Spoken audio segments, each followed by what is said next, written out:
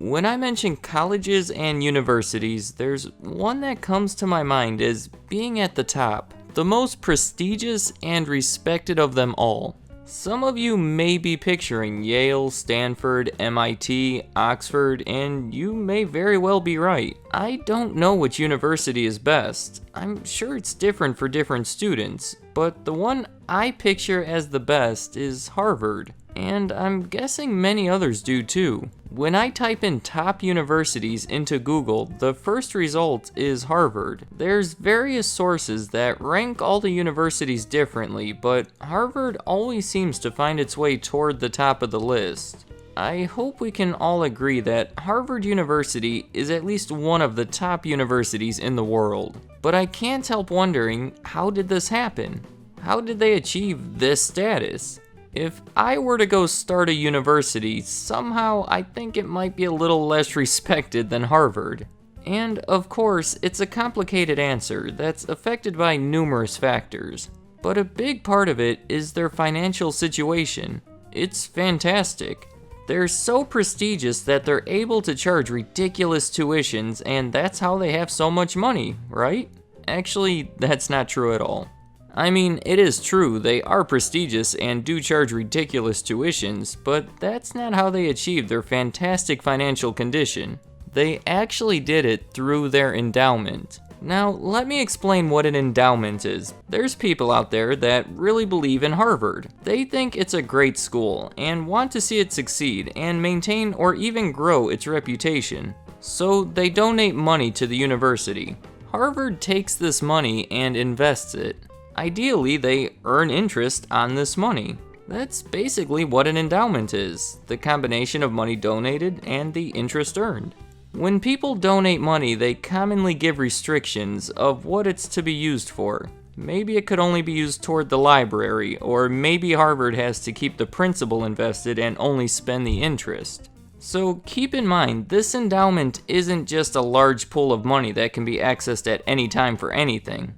But it is a massive part of their overall finances, much bigger than the tuitions. Much bigger. In fact, this endowment is huge. It's massive, it's colossal, it's gigantic. Go find at the source and look up some of those words. Whatever it says is a good word to describe Harvard's endowment. How big would you guess is the endowment? If you said $37,615,545,000 as of 2015, you probably cheated. But I can't prove it, so you're right. Followed by Yale, Princeton, Stanford, and all the other schools you would expect to top the list. But Harvard is considerably higher than even all those schools. How does that get so high? Well, just consider all the donors that want to support Harvard University, the hundreds of years it's had to grow, and the smart Harvard minds investing the money. It's really no surprise that they top the list when you think about it. And this is primarily how they run their university. Just imagine the kind of returns you can get from investing $37,615,545,000.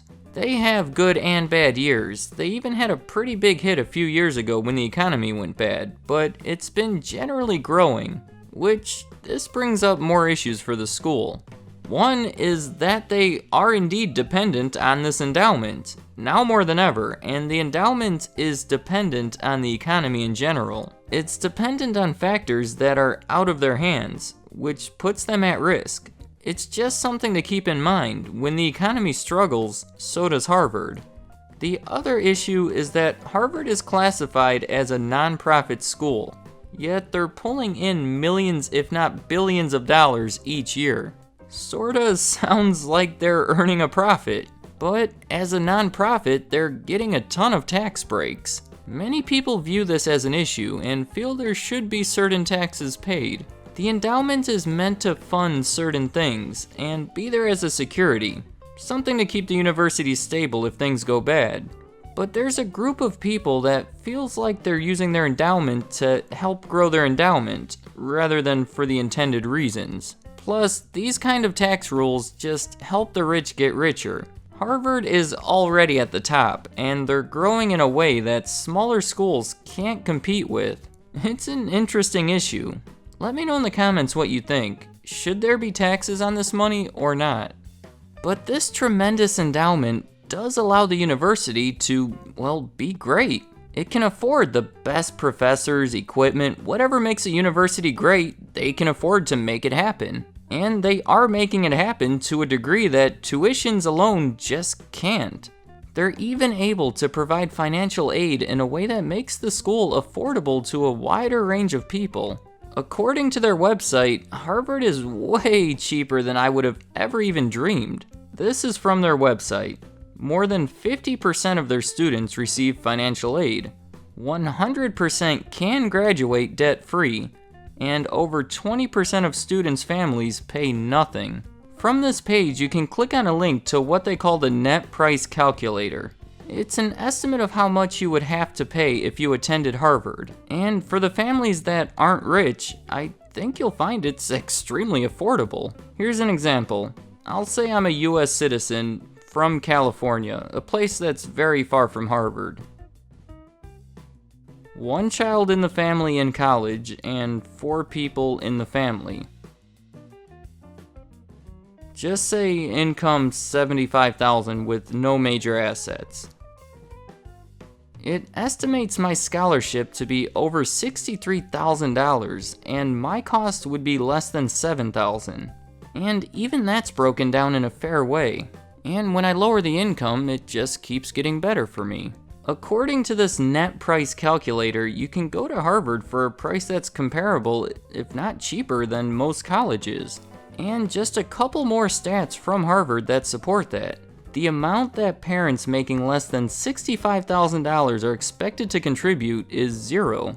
And 90% of American families would pay the same or less to send their child to Harvard as they would a state school. All of this does seem too good to be true, but keep in mind, Harvard wants the brightest minds in the world going to their school. Their acceptance rate is around 5%, and I would think you're not going to bother applying unless you think you have a shot. After all, the application process isn't as simple as just checking some boxes. So their students are at the top 5% from a pool of students that are already impressive. I found some stats from the Harvard Crimson, which is a student newspaper from Harvard. They surveyed over 70% of incoming freshmen from the class of 2020, and here's some interesting results. This is a graph that shows their GPAs and SAT scores. The GPAs are commonly around 4.0, but if you're not above 3.5, don't bother filling out the application. Same with the SAT scores. If you didn't score above 2,000, your chances of Harvard acceptance don't look good.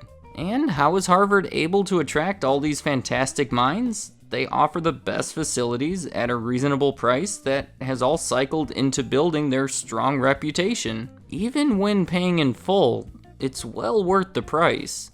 But there is that perception that Harvard is for rich people, which, as I showed, isn't completely true, but I think I know where the perception comes from. Again, from the Harvard Crimson, nearly 16% of surveyed members of the class of 2020 have parents whose combined annual income exceeds $500,000.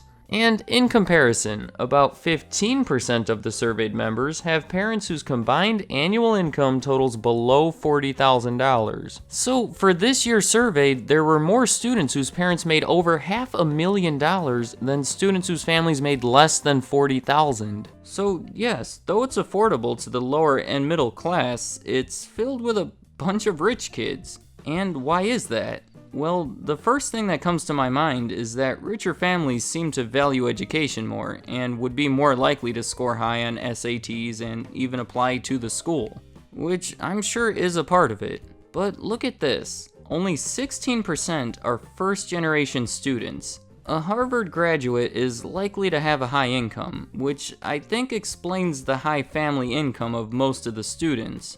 And looking at the first-generation income, and considering the fact that this is considerably lower than the income of the general student population, I think it helps prove that Harvard is filled with students from rich families, mostly because their families went to Harvard. So, for all the high school students watching this, don't think you can't go to Harvard because you're not rich.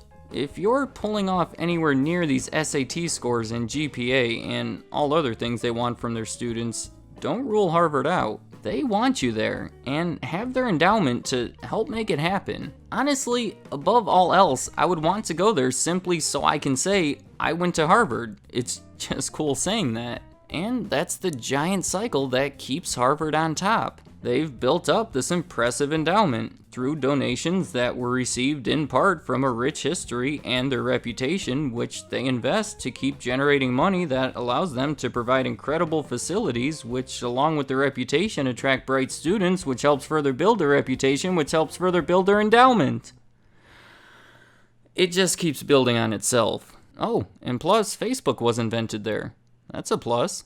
Let me know in the comments any thoughts you have about Harvard University. Should they be paying taxes or not? It's a bit of a controversial issue, and I'm interested in what everyone has to say about it. And if anyone watching this actually attends or has attended Harvard, please share anything you have to say about the university. I'd like to hear what you have to say. Thank you for watching.